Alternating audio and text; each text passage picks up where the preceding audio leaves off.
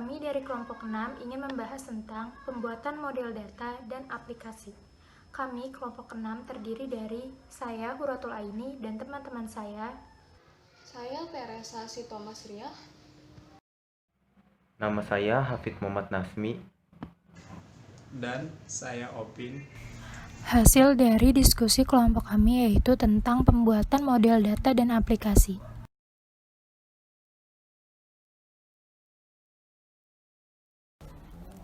Karakteristik pendekatan basis data.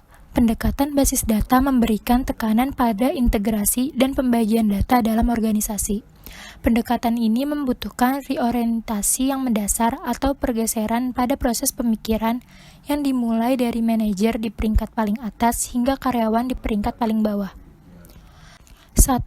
Cara pandang data. Sistem basis data adalah koleksi berkas-berkas yang paling berhubungan di mana program-program yang dibuat pengguna dapat mengakses dan memodifikasi berkas-berkas tersebut, yaitu terdiri dari yang pertama, perangkat fisik. Perangkat fisik mendeskripsikan struktur data peringkat yang kompleks secara terperinci. Sebagai contohnya yaitu struktur data yang digunakan, pola representasi bit, dan sebagainya. Kedua, ada perangkat logika. Perangkat logika mendeskripsikan data yang disimpan pada basis data dan hubungan di antara data-data tersebut. Kemudian, yang ketiga yaitu peringkat pengguna. Peringkat pengguna menyederhanakan interaksi pengguna dengan sistem. Peringkat pengguna yang sering dijumpai adalah antarmuka pengguna grafis para aplikasi basis data. Yang kedua yaitu model data. Hal yang paling mendasari struktur basis data yaitu sekumpulan perkakas atau tools untuk mendeskripsikan data-data, hubungannya satu sama lain, semantik, serta batasan konsistensi. Itu ada model hubungan entitas, Entity Relationship. ERD dibuat berdasarkan anggapan bahwa dunia terdiri atas koleksi objek-objek dasar yang dinamakan entitas, serta hubungan antara entitas-entitas itu tersendiri. Entitas dalam basis data dideskripsikan berdasarkan atributnya. Secara skematik, basis data dapat dideskripsikan dengan ERD yang memiliki komponen-komponen utama sebagai berikut.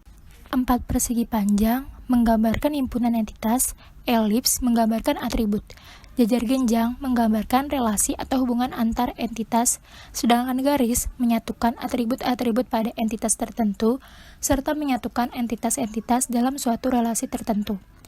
Kemudian ada model relasional. Model relasional adalah model yang menggunakan sejumlah tabel untuk menggambarkan data serta hubungan antara data-data tersebut. Setiap tabel memiliki jumlah kolom yang masing-masing memiliki nama unik. Model rasional adalah contoh model berbasis rekaman. Model tersebut dinamakan demikian sebab basis data memiliki struktur rekaman berformat tertentu yang masing-masing isinya memiliki tipe-tipe data yang berbeda. Kemudian, karakteristik pendekatan basis data yang ketiga, yaitu ada bahasa basis data. Basis data pada sistemnya menyediakan bahasa untuk mendefinisikan basis data, yaitu DDL atau Data Definition Language dan DML atau Data Manipulation Language untuk melakukan operasi-operasi tertentu pada basis data. Saat ini, keduanya merupakan bagian dari bahasa basis data tunggal yang disebut Structured Query Language atau SQL, yang merupakan bahasa basis data standar untuk basis data bertipe relasional. Data Definition Language. Skema basis data biasanya didefinisikan dengan sekumpulan definisi yang diekspresikan dengan bahasa khusus yang dinamakan DDL. Sistem basis data juga akan membaca kamus data sebelum memodifikasi data yang sebenarnya. Pengspesifikan struktur tempat penyimpanan dan metode akses dengan pernyataan DDL dinamakan Data Storage and Definition Language. Data yang tersimpan biasanya memiliki batasan tertentu. Data Manipulation Language. DML merupakan bahasa yang memungkinkan pengguna untuk mengakses atau memanipulasi data dalam sistem basis data yang bertipe rasional. Pada dasarnya ada dua jenis DML, yaitu DML prosedural yang menghendaki pengguna untuk memspesifikkan data yang diperlukan dan cara untuk mendapatkan data tersebut. Hal ini dapat dilakukan dengan bahasa-bahasa pemrograman yang mampu mengakses basis data. Contoh bahasa C++ atau Java. DML deklaratif yang menghendaki pengguna untuk memspesifikasikan data yang diperlukan tanpa harus memspesifikasikan cara untuk mendapatkannya. DML deklaratif pada umumnya relatif mudah dipelajari dan digunakan dibandingkan dengan DML prosedural. Tentu saja karena kita tidak harus memspesifikasikan cara untuk mendapatkan data yang kita butuhkan. Sistem basis data relasional akan menentukan sendiri cara-cara yang efisien untuk mendapatkan data tersebut, menyangkut algoritma yang akan digunakan, strategi-strategi untuk meningkatkan kinerja proses, dan sebagainya. Pengembangan basis data selalu membutuhkan kerjasama dari beberapa orang dengan keahlian yang berbeda-beda. Proses ini melibatkan pemakai, analisis data, ahli komputer, database, administrator, serta wakil dari pihak manajemen yang memakai sistem. Tujuan pengembangan sistem basis data. Yang pertama, akses data yang fleksibel atau data flexibility. B. Pemeliharaan integritas data atau data integrity. C. Proteksi data dari kerusakan dan akses ilegal, data security. D. Menghilangkan ketergantungan data pada program aplikasi atau data independence. E. Minimalisasi kerangkapan data atau reduced data redundancy. F. Menggunakan data secara bersama-sama, data shareability, keterhubungan data, data reliability, standarisasi definisi rinci data, data item, meningkatkan produktivitas personal productivity. Pengembangan basis data adalah penentuan tujuan. Tujuan ditetapkan berdasarkan parameter pemakaian dan data. Pemakai menentukan tujuan dari aplikasi yang akan dipakai, sedangkan data menentukan bagaimana tujuan tersebut dapat dicapai. Tujuan dinyatakan tanpa adanya kekangan, misalnya respon yang seketika, dapat dipercaya, dan perlindungan terhadap kebebasan pribadi. B. Ikatan, bindings. Bindings merupakan ukuran tingkat fleksibilitas yang dilakukan untuk mencapai efisiensi dalam perencanaan basis data. Ukuran-ukuran tersebut misalnya, struktur file model basis data, skema atau relasi, pemanggilan informasi, serta penawaran data dan integritas basis data. Faktor fleksibilitas seringkali bertentangan dengan unjuk kerja. Jika mementingkan fleksibilitas, proses rekor menjadi sangat bermacam-macam. Jika mementingkan unjuk kerja, maka akan terjadi pemaksaan pada hal-hal tertentu. C. Dokumentasi. Dokumentasi yang penting adalah model basis data. Model basis data akan menentukan proses yang diperlukan untuk pembentukan file, perawatan file, dan pemanggilan informasi. Bentuk-bentuk yang harus didokumentasikan adalah skema basis data, relasional basis data, dan definisi variabel yang dipakai. D. Pemrograman. Implementasi akhir setelah proses perencanaan basis data setelah selesai adalah dengan melakukan pemrograman. Langkah-langkah pengembangan sistem basis data. Komponen yang terlibat dalam pengembangan SBD, file basis data, software, hardware, personel yang terlibat. Langkah-langkah dalam pengembangan SBD. A. Spesifik kebutuhan. Bagian-bagiannya definisi masalah dan studi kelayakan, rinci spesifikasi. Kemudian bagian B, evaluasi alternatif. Bagian-bagiannya adalah indikasi alternatif, seleksi alternatif. Bagian C, desain, spesifikasi dan order perangkat keras.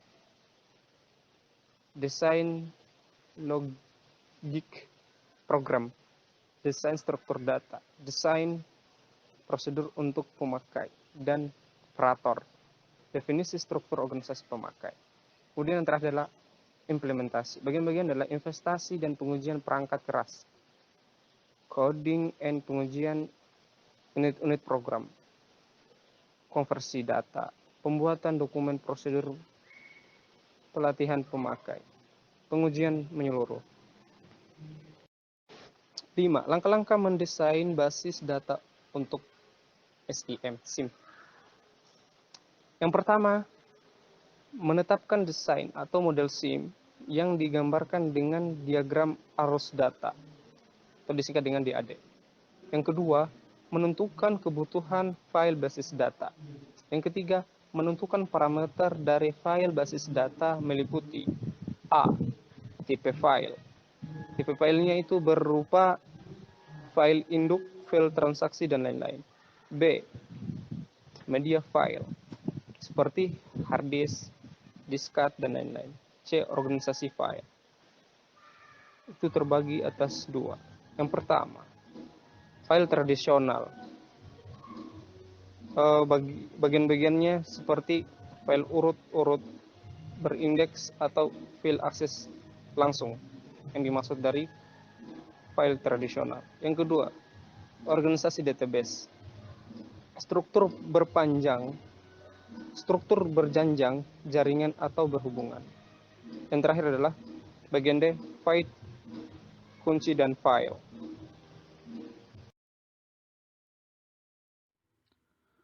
Membuat model data dengan ERD, Entity Relationship Diagram. Diagram hubungan entitas adalah satu metode untuk skema penggambaran database disebut diagram ER, karena ini menunjukkan berbagai entitas yang dimodelkan dan hubungan penting di antara mereka. Diagram ER biasanya berhubungan langsung dengan diagram data flow untuk menampilkan konten data store. Ketiga hal tersebut dapat membantu memvisualisasikan bagaimana data saling terhubung dan berguna untuk mengonstruksi basis data relasional. Berikut beberapa komponen penyusun ERD. Yang pertama, entitas. Entitas merupakan kumpulan objek yang dapat diidentifikasikan secara unik atau saling berbeda. Simbol dari entitas biasanya digambarkan dengan persegi panjang. Selain itu, ada juga entitas lemah, yang dilambangkan dengan gambar persegi panjang kecil di dalam persegi panjang yang lebih besar. Yang kedua, atribut. Setiap entitas pasti mempunyai elemen yang disebut atribut, yang berfungsi untuk mendeskripsikan karakteristik dari entitas tersebut. Atribut kunci merupakan hal pembeda atribut dengan entitas. Gambar atribut diwakili oleh simbol elips. Yang ketiga, relasi. Relasi merupakan hubungan antara sejumlah entitas yang berasal dari himpunan entitas yang berbeda. Gambar relasi diwakili oleh simbol belah ketupat. Yang keempat, garis. Garis yang menghubungkan antar atribut untuk menunjukkan hubungan entitas pada diagram ER.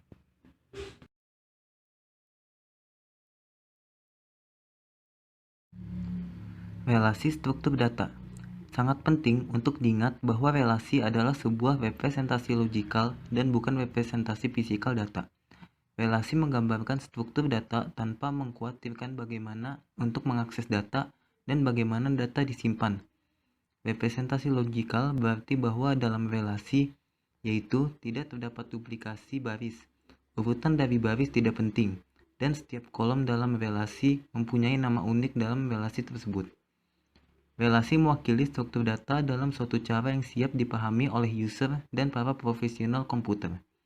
Relasi melakukan ini dengan menampilkan struktur data yang sederhana, yang dapat memasukkan nilai untuk membantu penjelasan. Selanjutnya, struktur dasar model relasional basis data. 1. RDBMS memungkinkan beroperasi pada lingkungan logika manusia.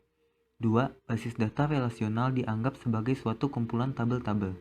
3. Setiap tabel terdiri dari serangkaian pepotongan baris atau kolom. 4. Tabel-tabel atau relasi terhubung satu dengan lainnya, menggunakan entitas tertentu yang digunakan secara bersama. 5.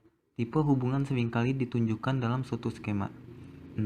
Setiap tabel menghasilkan data yang lengkap dan kebebasan struktural.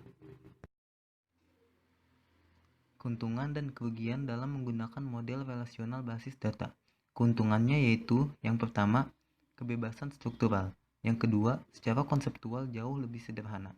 Yang ketiga, perancangan, implementasi, manajemen, dan menggunakan basis data lebih mudah. Yang keempat, kemampuan khusus untuk query. Yang kelima, sistem manajemen basis data lebih baik. Kerugiannya yaitu yang pertama, biaya perangkat keras dan perangkat lunak sistem menjadi hal pokok.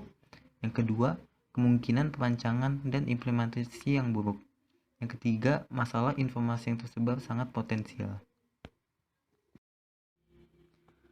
Jenis-jenis relasi yaitu yang pertama, relasi one-to-one. Relasi one-to-one adalah relasi di mana setiap satu baris data pada tabel 1 hanya berhubungan dengan satu baris data di tabel 2. Artinya masing-masing hanya memiliki satu hubungan saja. Biasanya relasi seperti ini digunakan pada relasi pengguna dan user login, di mana satu pengguna hanya memiliki satu akun untuk login, dan satu akun login hanya dimiliki oleh pengguna.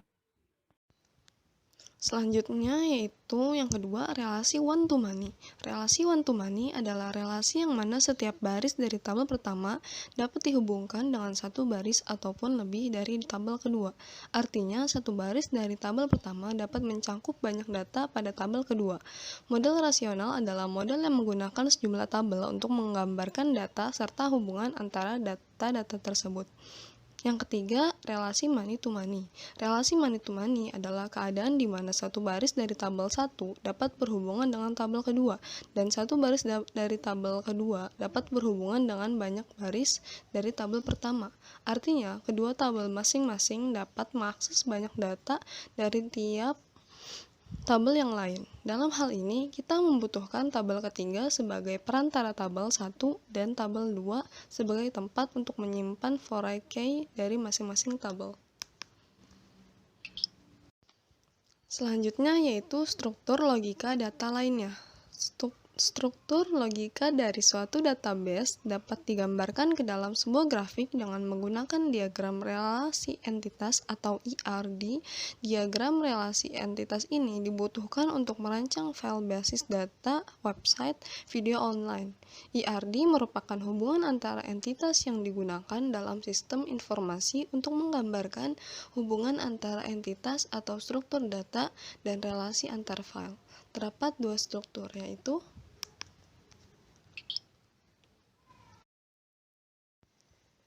yang pertama yaitu struktur IF. Dalam bahasa pemrograman adalah sebuah struktur logika untuk membuat percabangan alur program.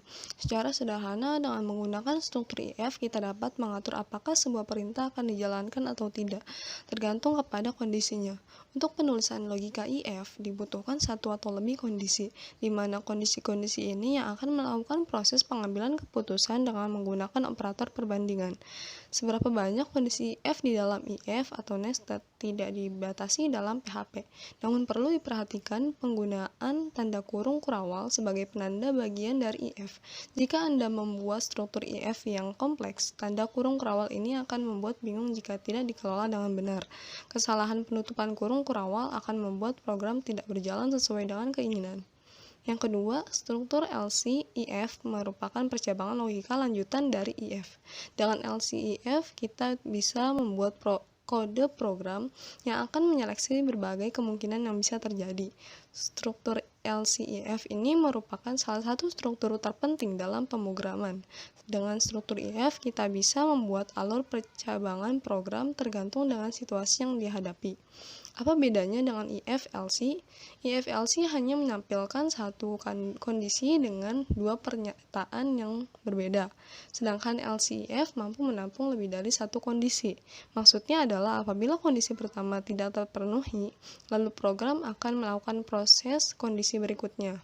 Maka jika kondisi kedua juga tidak terpenuhi, barulah melompat ke pernyataan LC, di mana program akan mengeksekusi yang paling akhir.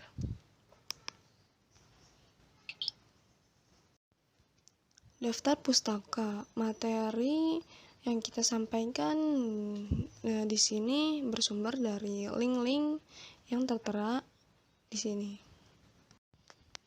Sekian dari kelompok kami, kurang lebihnya mohon maaf. Wassalamualaikum warahmatullahi wabarakatuh.